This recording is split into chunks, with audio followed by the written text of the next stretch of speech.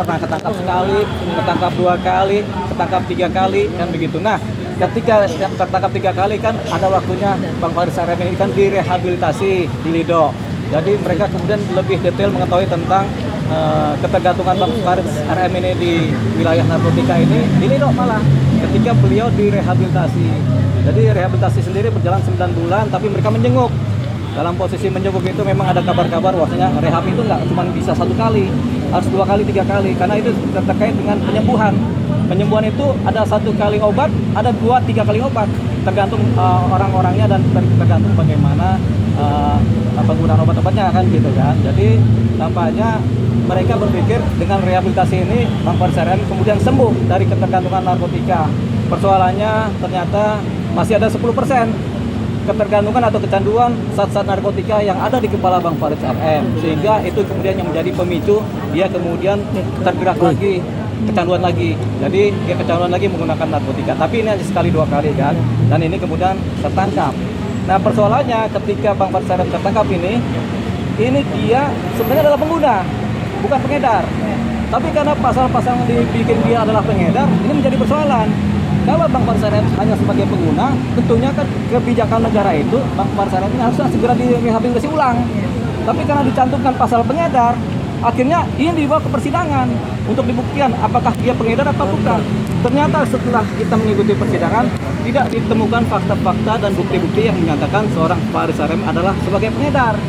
Memang di saksi-saksi tidak ada, bukti-buktinya juga tidak ada, karena bukti yang ditemukan cuma 0,89 gram sabu-sabu. 0,89 gram itu di bawah 1 gram.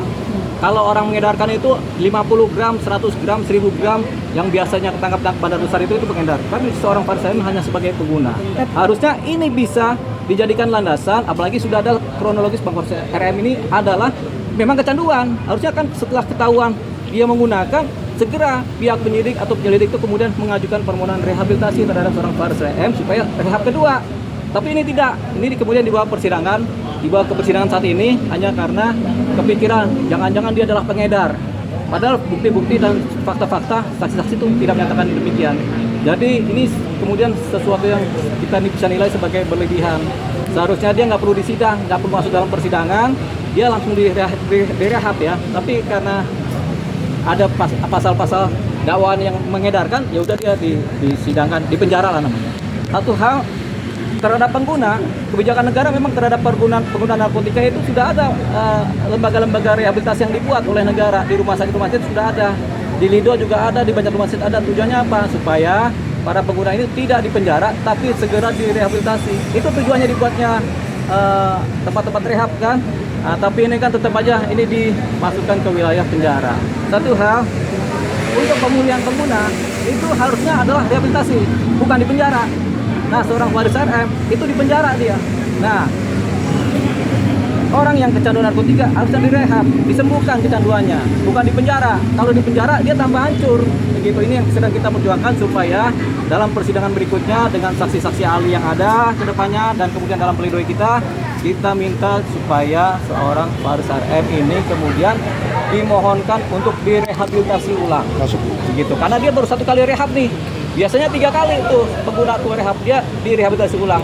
Dilepaskan dia dari jeruji penjara supaya martabatnya pulih, kesehatannya pulih, nggak hancur banget, dia kemudian mendapatkan rehabilitasi. Tujuan kita supaya menyembuhkan orang yang kena narkotika sembuh dari kecanduan kan, itu kan tujuannya, bukan kemudian meminada yang biasanya menghancurkan kepribadian seseorang. Bang, dengan ditambahnya pasal pengedar tersebut, menurut yang mengganjal menurut Abang sebagai lawyer itu apa sih? Iya, karena seharusnya dari tingkat penyidikan, pembuatan pemberkasan, seharusnya sudah bisa diteliti, bahwasanya bisa dibuktikan bahwasanya dia adalah memang hanya pengguna atau pecandu, bukan pengedar. Tapi karena mungkin ini nggak terlalu teliti, sehingga didapatnya sebagai pengedar. Padahal fakta-faktanya tidak ada di sebagai pengedar, hanya sebagai pengguna saja. Inilah kemudian karena ada dakwaan pasal pengedar, inilah salah penerapan hukum sebenarnya ya.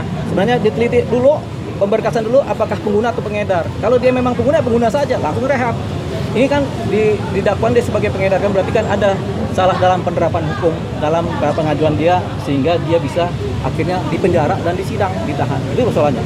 Melihat tadi kesaksian dari meringankan Bang Faris sendiri, melihatnya abang seperti apa benar-benar akan meringankan atau seperti apa?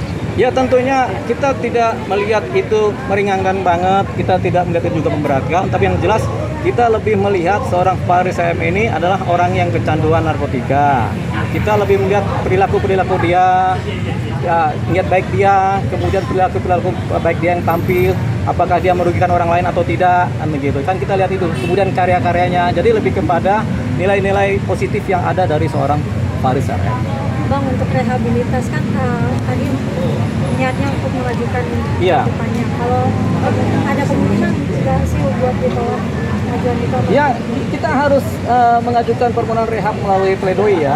Satu melalui pledoi, kedua juga melalui permohonan kepada majelis untuk rehabilitasi. Karena memang itu yang sedang digalakkan oleh negara kita saat ini, yaitu kebijakan setiap pengguna sekarang tidak disidangkan tapi harus direhab, segera direhab, bukan dipenjara. Itu kan sudah ada tuh, dari BNN juga ngomong begitu. Memang begitu. Jadi yang benar itu sekarang itu. Kenapa? Karena tempat-tempat rehabnya sudah ada, lebih bagus dan lebih lengkap dibanding saat juru di penjara kan. Gitu. Jadi dua, kalau dimasukkan penjara akan hancur, tapi nggak akan ada pemulihan. Tapi kalau dimasukkan ke dalam rehab akan ada pemulihan dari kecanduan. Bang,